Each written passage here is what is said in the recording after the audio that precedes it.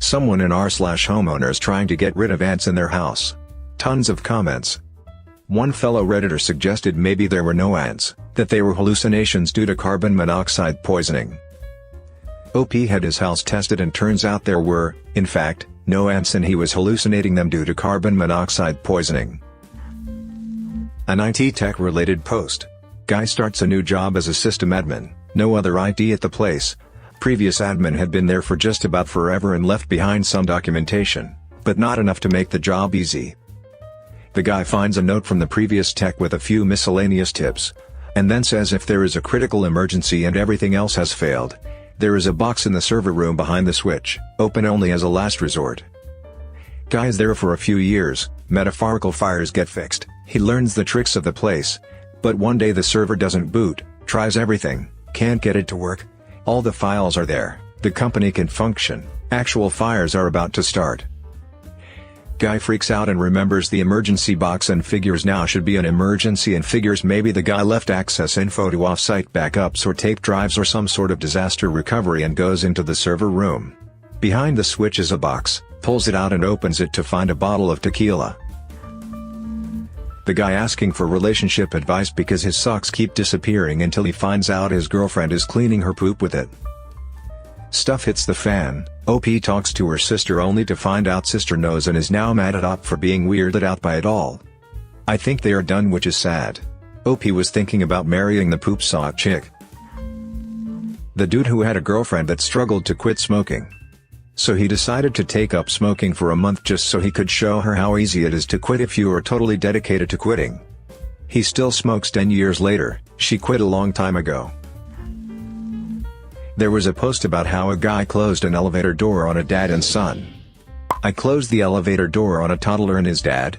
This morning I was on the elevator. It stopped on the second floor and I see a dad and his toddler running for the elevator. I was smiling at them while I held what I think the open door button. They almost made it, but turns out I was holding the close door button.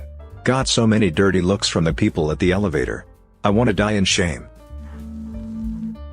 There was a post a month or so ago about a girl whose boyfriend kept telling her she smells bad no matter how undeniably good she smelled. Finally he admitted that he was just telling her she smelled bad to keep her self-esteem low enough she wouldn't leave him. Then she immediately dumped him. What's worse is the boyfriend admitted that his own father was the one who taught him to keep putting down a partner so they'd never leave. I remember one where some guy did some rendering of animation or something for Disney and they paid him a bunch of money to basically do nothing but run some program on his computer. He then for Reddit karma turned a not yet released bit of animation into a meme and Disney found out about it and fired him, so he ended up having to deliver mail. The man who attempted to throw his steak out the window. Last night, my wife's boss from her brand new job invited us over for dinner. On the drive over, my wife reiterated many times to me just how important it was to make a good impression. I scoffed and arrogantly informed my silly wife that I always make good impressions. My wife's boss is a single lady in her 50s, so it was just the three of us. We chit-chatted over drinks and salads and seemed to really be hitting it off. She laughed at my well-timed, perfectly appropriate jokes and my wife seemed pleased. Soon she brought out the main course, a nice big juicy steak for each of us. As I began to cut into my steak, I was discouraged to discover how undercooked this steak was. Now, I've had my fair share of rare steak. I prefer medium, but I can handle rare. This was several minutes on a hot grill short of rare. I probably could have resuscitated the cow had I tried. Instead, I sat there fidgeting with my knife and fork, worrying about how I was going to get away with not eating this steak. Claim veganism? No, I'd already feigned great enthusiasm upon seeing the steak. Just then, our hostess excused herself to the kitchen to take care of some dessert preparations. As I looked across the fancy dining room table at the open window of this third-story apartment, a cartoon light bulb appeared over my head. I knew I had to be decisive, realizing that she could return at any moment. I committed. I grabbed the steak with my hand, gently shook off the juice and executed a perfect throw right through the center of the open window. Here's the big-time F-up. The window wasn't open. It was the cleanest freaking window you've ever seen in your life. That is, until my mostly raw slab of steak slammed up against it and slowly slid down, leaving a trail of bloody juice in its wake. My wife, whose steak was a nice medium rare and was unaware of my predicament, turned, jaw dropped, and stared at me like I was an alien from another planet. This look then slowly morphed into more of a "there is no place on this planet you can ever hide from me" expression of demonic anger. My wife's boss heard the thud of the steak on window impact and came quickly. She took in the scene, the steak sitting on the windowsill, the blood trail, my empty plate, and then gave me an inquisitive, puzzled look. I just didn't know what to say. It felt like a minute of silence, but was probably 3 or 4 seconds. Finally, the best I could manage was "I'm so sorry. I am such a klutz.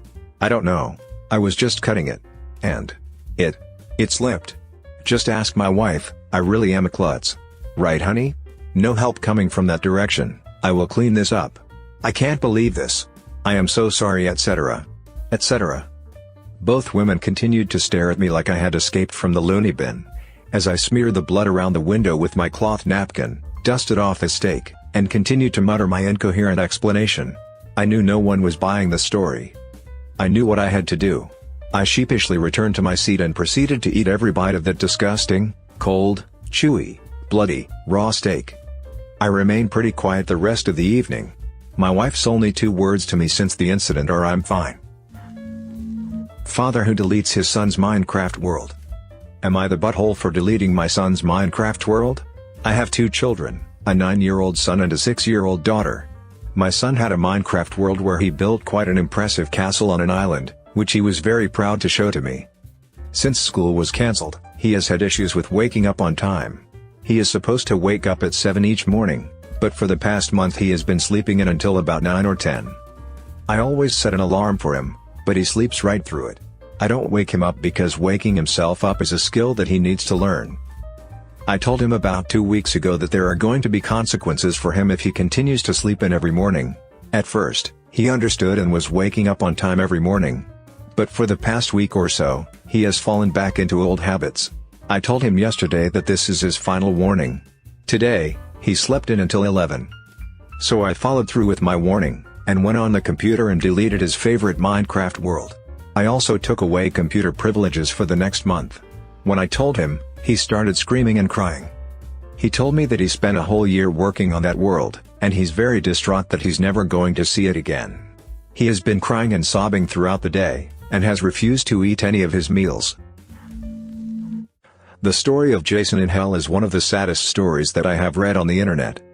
If you guys don't know the story, Jason in Hell was a fellow Reddit user that posted his story regarding his wife's cheating with his neighbor on r/relationship advice. Relationship_advice told him that he will be better off divorcing his wife than to deal with her. A few days later he posts something on legal advice to see how he can secure custody of his 2 children during the divorce. His wife, named Brandy Worley, found the legal advice thread. The same day she found the Reddit post, she kills both kids to spite her soon-to-be ex-husband. Brandy then calls 911 telling the operator that she stabbed herself and her 2 children because her husband was divorcing her. The call was recorded with Brandy showing no remorse or emotion during the call. This whole situation was unfolding on Reddit and 4chan. Brandy was given 120 years in prison with the jury saying she doesn't regret her decision one bit. It was a post in Am I the Butthole where an Uber driver drove a girl to a restaurant where she was meeting her boyfriend. Before he dropped her off, he gave her a respectful comment, nothing inappropriate and without any bad intentions. He was asking if he was the asshole and the answer was no. The best part happened in the comments section where somebody asked if he was living in a specific city. He replied a little freaked out with yes. Turned out it was the stranger cousin that he gave the compliment to. After he dropped her off at the restaurant, she went inside to meet her boyfriend. However, it wasn't a nice night because he broke up with her. She told her cousin that the compliment that her Uber driver gave her some comfort or made her happy or something like that. The girl and the Uber driver then contacted each other through the cousin. I don't know what happened afterwards. The Kevin answer to an Askreddit question: who's the dumbest person you've ever met? Answer: it's not uncommon as a teacher to have students who are a bit behind the curve in certain aspects, but 99.99999% of the time they are keen on something. They might not understand how to identify a noun or what theme is, but they somehow know how to make a mean plate of nachos. You learn pretty quick to not judge fish for their tree climbing ability, you know? I thought this was the rule when I was teaching until I met Kevin. Kevin isn't his real name, but it doesn't matter because he can't spell it anyway. Kevin was a student of mine during my last year of teaching. He came to my classroom with very little to show for his academic past. He had moved a few times and thus was missing a lot of typical test scores that we used to try and ballpark their ability. Don't worry, it was a ballpark. We didn't make major decisions until we actually had a chance to talk and work with a student for a bit. I thought that's fine. I'll just do some one-on-one with Kevin and see what's up. One-on-one with Kevin was like conversing with someone who'd forgotten everything in a freak, if not impossible, amnesia incident. There was no evidence that he had learned anything past the 2nd grade. And now he was in 9th grade. Flabbergasted, I figured we needed to get more serious with this. If he was going to be in my class, I needed to know why and how. I decided to meet with him, his guidance counselor, his parents, and another teacher to see what was really going on. This is where it all became clear. It was by some incredible fluke that his family hadn't been wiped off the face of the earth years ago. Odds are his entire heritage was based on blind luck and some type of sick divine intervention that saves his family every time a threat presents itself. Kevin was the genetic pinnacle of this null achievement. Even my instructional lead, a woman who could find a redeeming trait in a Balrog, failed to see any reason this kid or his family should be alive today. So here's a list of events that made it abundantly clear that God exists, and he's laughing uncontrollably. Kevin frequently forgot when and where class was. On more than one occasion, I had to retrieve him from other classrooms. Kevin ate an entire 24-pack of crayons, puked, and then did it again the next day. This is 9th grade. I have no idea where he got crayons. Kevin's dad wrote tuition checks and mailed them to me, his English teacher. This was a public school. When I gave it back to Kevin, voided, to give to his dad with a brief note explaining that this is a public school, Kevin got in trouble for trying to spend it at 7-Eleven after school. Kevin was removed from the culinary arts program after leaving a cutting board on the gas stove and starting a fire, twice. Kevin threw his lunch at the school resource officer and tried to run away. He ran into a door and insisted it wasn't him. Kevin stole my phone during class. I called it. It rang. He denied that it was ringing. Not that it wasn't his, not that he did it. No, he denied that the phone was actually ringing. He tried it 3 times before the end of the year. Kevin called the basketball coach a mother effing witch during gym. Basketball tryouts were that afternoon. Kevin tried out. It didn't go well. Kevin's mom could never remember which school he went to. She missed several meetings because she drove to other schools, none of which he ever went to. Kevin tased himself in the neck before a football game. Kevin kept a bottle of orange Kool-Aid in his backpack for about 4 months. He thought it would turn into alcohol. He drank it during homeroom and threw up. Kevin said the N-word a lot. Kevin was white. The high school was 84% black. Kevin got beat up a lot. Kevin stole another student's iPhone and tried to sell it back to them. Kevin didn't understand that his grade was dependent on tests, quizzes, homework, classwork, and participation. Kevin finished his first semester with a 3% average. He tried to bribe me with $11. Kevin spit on a girl and said you should get out of those wet clothes. The girl was the Spanish student teacher. Kevin didn't know dogs and cats were different animals. Kevin tried to download porn onto a computer in the library. At the circulation desk, while he was logged on, Kevin asked a girl to prom. He was in 9th grade and freshmen don't go to prom, by asking for her phone number and then texting her his address. Kevin got gum in his hair, constantly. Kevin regularly tried to cheat on assignments by knocking the pile over, grabbing one before I had picked them all up, and then writing his name on it wherever there was room. Kevin had several allergies, but neither his parents nor he could remember what they were. They were very concerned that, the holiday party, it's high school, we don't have those, would have peanuts. When they finally got a doctor's note, he was allergic to amoxicillin.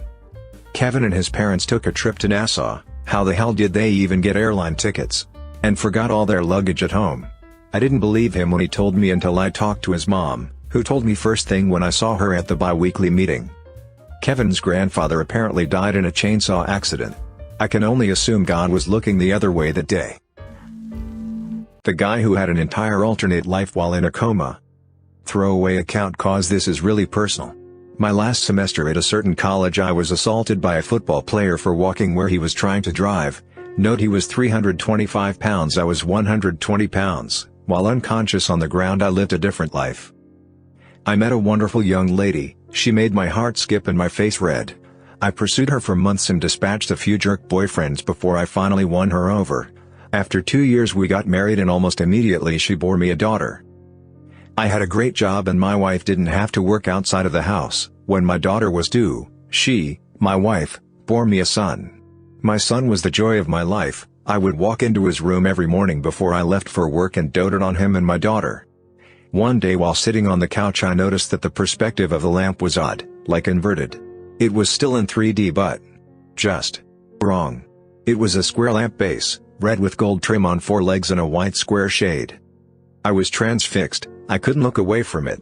I stayed up all night staring at it. The next morning I didn't go to work. Something was just not right about that lamp. I stopped eating. I left the couch only to use the bathroom at first. Soon I stopped that too as I wasn't eating or drinking. I stared at the lamp for 3 days before my wife got really worried. She had someone come and try to talk to me. By this time my cognizance was breaking up and my wife was freaking out. She took the kids to her mother's house just before I had my epiphany. The lamp is not real. The house is not real. My wife, my kids. None of that is real. The last 10 years of my life are not real. The lamp started to grow wider and deeper. It was still inverted dimensions. It took up my entire perspective and all I could see was red. I heard voices, screams, all kinds of weird noises and I became aware of pain. A ton of pain. The first words I said were "I'm missing teeth" and opened my eyes. I was laying on my back on the sidewalk surrounded by people that I didn't know. Lots were freaking out. I was completely confused. At some point a cop scooped me up, dragged me across the sidewalk in grass and threw me face down in the back of a cop car. I was still confused. I was taken to the hospital by the cop. Seems he didn't want to wait for the ambulance to arrive and give CT scans. I went through about 3 years of horrid depression. I was grieving the loss of my wife and children and dealing with the knowledge that they never existed. I was scared that I was going insane as I would cry myself to sleep hoping I would see her in my dreams. I never have, but sometimes I see my son, usually just a glimpse out of my peripheral vision. He is perpetually 5 years old and I can never hear what he says.